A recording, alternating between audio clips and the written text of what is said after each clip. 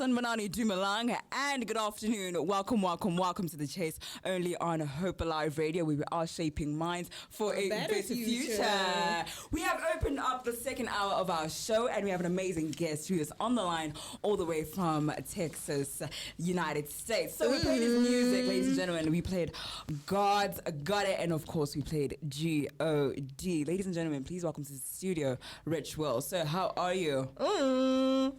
Hello, I'm doing really well. Thank you for the big welcome. I really appreciate that. Yeah, doing well. Just getting my day started this side. No, don't you worry about it. So talk to me. How are you doing today?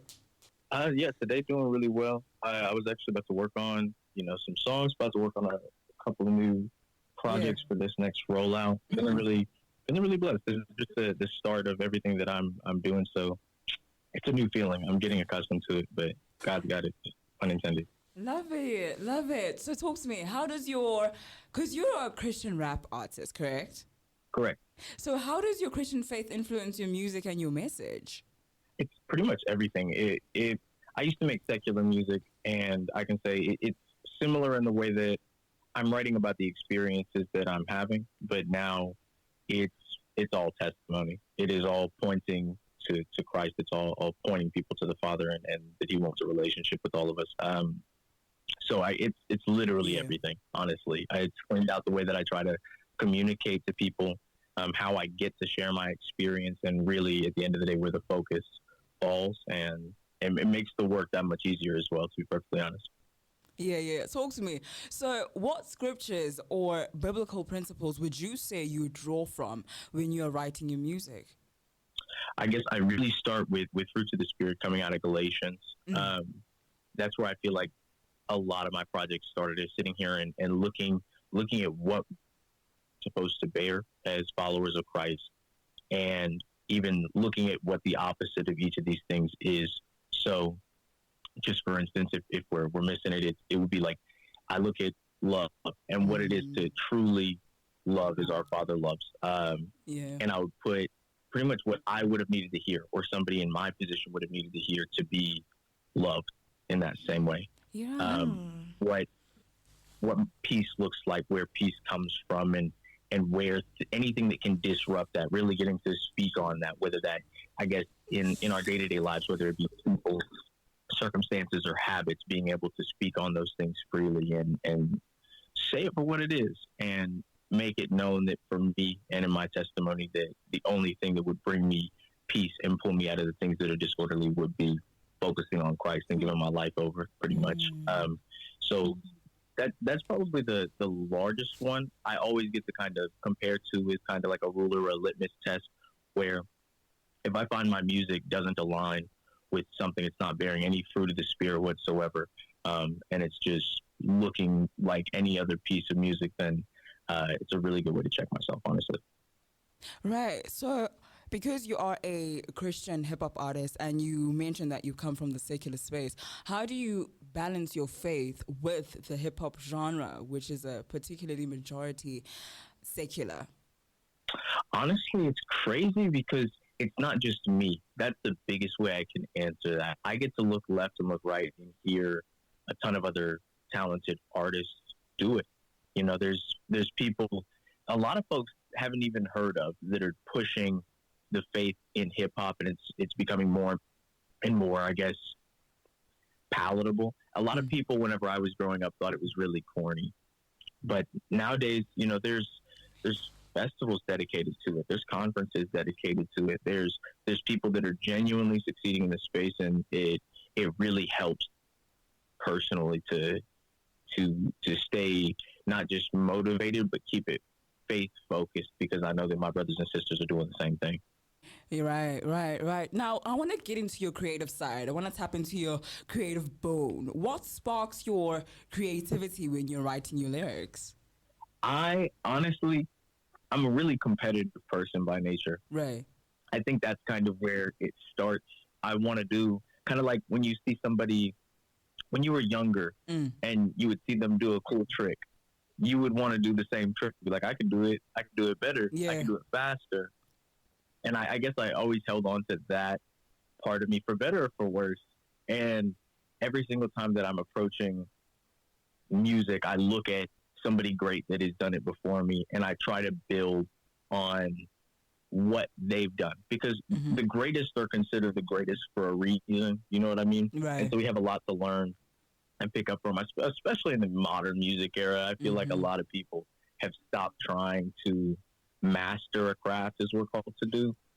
And so I just genuinely, it's a beautiful world full of beautiful people that we live in, and that's where I take most of my inspiration and creativeness from. There's nothing new under the sun, and so anything that we're feeling, it's been felt, it's been done. Somebody can probably do it better. We can just do the best that we can, and that's how I feel. I'm competing with myself. I'm competing with the other people in the space, out of the space, in what is considered the game of hip-hop. Right. Walk me through your songwriting process. You've mentioned that you are very competitive. You're trying to outcompete yourself. So walk me through your songwriting process, especially with your debut album, G.O.D. Oh, man. So I had a lot of support externally. My wife was pushing me to create music again. I had taken a hiatus, and I was working in the church. I sat down one day, and I said to myself, well, if I'm given this gift, I should utilize it. It makes me feel joy. I would love to utilize it in a positive way. I don't want to just say anything on a record and have people just go about their way and do something stupid as a result of it. You know what I'm saying? And so I pray over it first. I sat and I prayed that the Holy Spirit will be with me and that I will be guided to pretty much put out whatever I need to, that it will reach whoever it needs to reach, and that it could be a song that even I could enjoy and ride around and listen to. And then I kind of I try to start with, I guess, a cool lyrical trick that kind of pushes the dopamine button and gets people interested in it. Like you can run with alliteration or tight rhyme schemes, or just something relatable as the first part of it, just to get somebody's attention, to let them know, hey, I'm serious about this. And as it continues, I just kind of expand on it, and try to create an experience that can be listened to timelessly. I don't want to just say very dated references about what's going on right now. I want it to be broad enough that later my children could listen to it. Even though they'll call me corny, they'll say what they say about my music. I want any person to be able to listen to it and take wisdom from it. So I really try to pull, whether it be experience, whether it be, any word, like any biblical knowledge that I can pass on to somebody.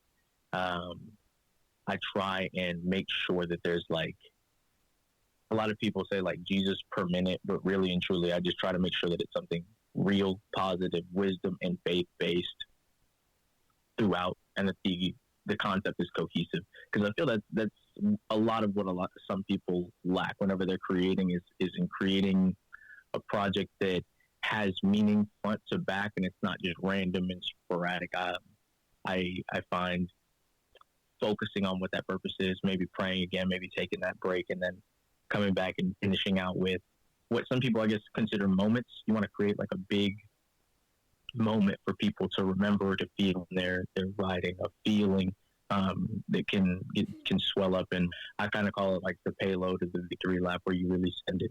And I guess that's the whole process, pretty much front to back. Yeah, so I would want to know from you, how do you incorporate your personal experiences into your music? What would you say you draw from, when writing your music? Oh, my mistakes. Definitely a lot of my mistakes. And I think about, I'll ask you a question. Has anybody ever told you to write a letter to your younger self? Well, I'd say it's kind of like getting to communicate with me as a kid. I sit here and I look at the things that I did wrong, the mistakes that I made, and I'm able to respond with the wisdom, limited as it may be, but with the wisdom that I have now, a better perspective at the very least. And I get to express this because, like I said, nothing new under the sun. You know what I'm saying? Yeah. And so there's a good statistical chance that there's other humans that are like I was, or like I am, or anything to that effect. Definitely feel like it's my mistakes. Mm-hmm. Sometimes my victory. Sometimes the moments that I feel like I'm on the hilltop, and when I'm closest to God, it is actually more difficult to write. Yeah. It's more difficult to write about. Because I swear that's when I lose my focus. I bask in it a little bit. I bask in the blessings that I'm given. Bask in, and it creates a slothful kind of environment. So definitely my mistakes, so that other people don't continue to repeat. All right. Hi, Rich. You're talking to Hello. Tepi, and I'm gonna ask you questions about your industry insights, right? So my question for you is, what challenges have you faced as a Christian artist in the hip hop industry? Honestly, a lot less than one would imagine. There is an entire for Christian hip hop artists that it does, run parallel with the seculars, especially towards the top, runs very parallel with how people create secular music. But I feel like I've been in a position really, really blessed that everybody's been really, really supportive, even within the businesses that you would come across. And I guess that could be a product of being in the south of the states. It's very, it's a faith-based place, but and everywhere over here, from Nashville to Atlanta to Texas to Florida, are all kind of pushing the Christian hip hop scene to heights that it's never seen before. And then also, even artists like Forrest Frank or any other, Christian pop artist is the same exact way. I haven't seen it in my lifetime. And so I have heard, some negative stories. I've heard from some people that have come across the secular world and been burned. But I think we're in a really, really good place for Christian hip hop as a whole to not be marginalized by industry. Right. So, what advice would you give to other Christian artists trying to break into the industry? Being consistent. Do it, and then do it again, and then do it again. Okay. There is a thread that connects everybody that has succeeded in this space that is really doing this to feed their families, and people that haven't, and it's consistency. Every single day that you don't feel like doing it and you don't do it, somebody else is doing it. And I talked about it before. I'm a competitive person by nature, but I really think everybody that's getting up and creating, they do want to live off of it. You know what I mean? I don't feel like that there's anything wrong with it, but the issue becomes who is working like they want to live off of it. Right. You know what I mean? You have to, if you genuinely want to pursue anything, you have to keep doing it intentionally. So get disciplined. If you don't like certain things in your songs, stay in it enough to fix those things. And every single time that you create a project or put out a piece of content, seek to improve something about it at any point in the process. And so we know that being in the music industry can be quite, I don't know how to put it, but tough. It can be tough. So I want to know, how do you prioritize your mental and emotional well-being as an artist? That's actually a really good question. The honest answer is sometimes I don't. That sounds bad, but it's something I personally need to focus on. But it's kind of hand in hand with the last question, because in order to see progress, you have to keep working. And when you're your own boss, it's a little bit more difficult to tell yourself. Some people, it's hard to say, okay, we need to get started. We need to go. And for some people, it's hard to say, okay, we're done. It's hard to walk away when you have so much left to accomplish. And for me, it leads to sometimes where I'm just sitting there and working, I guess, really hard, but necessarily, not focusing on what else could be going on. Attaching all the value instead of within my faith or within anything else that I'm doing, but on the work that I'm accomplishing. And yeah, I've seen the back to that, and it's something I'm still working on to this day.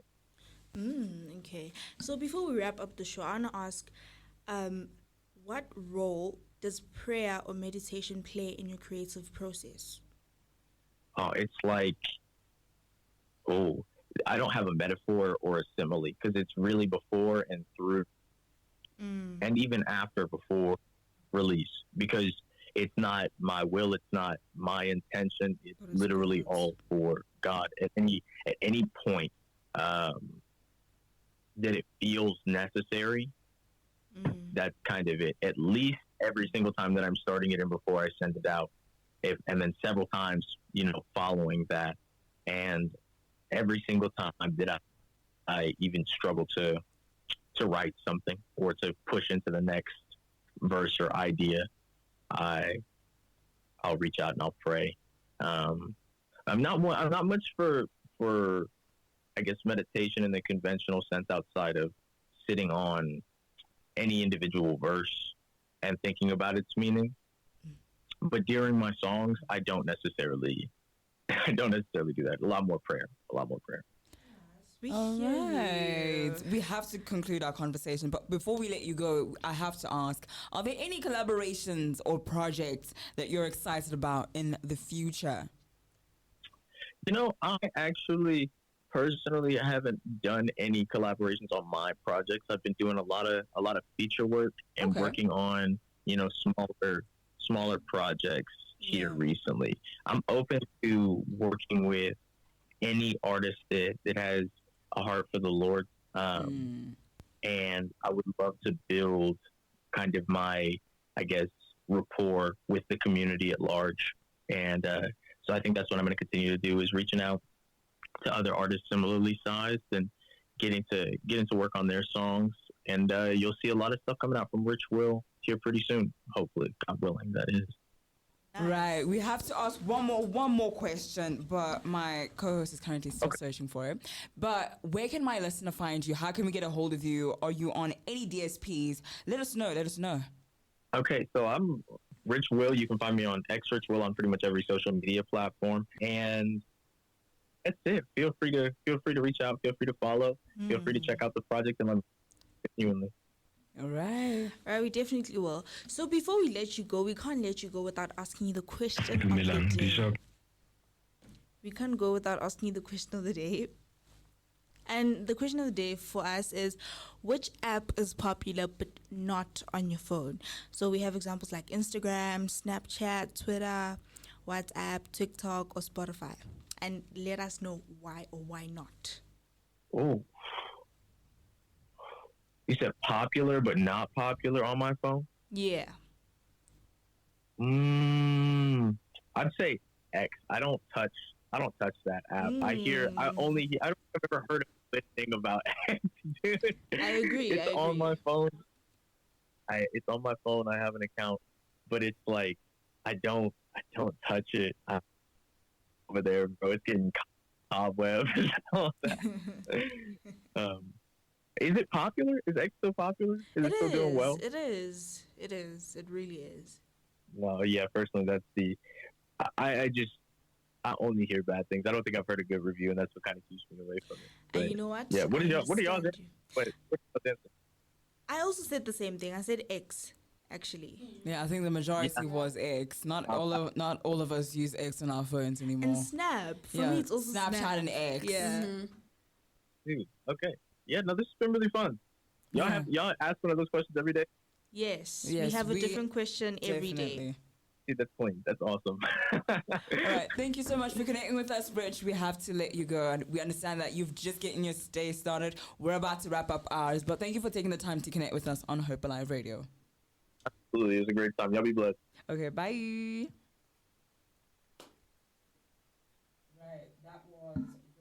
That was Rich Will, ladies and gentlemen, on Hope Alive Radio.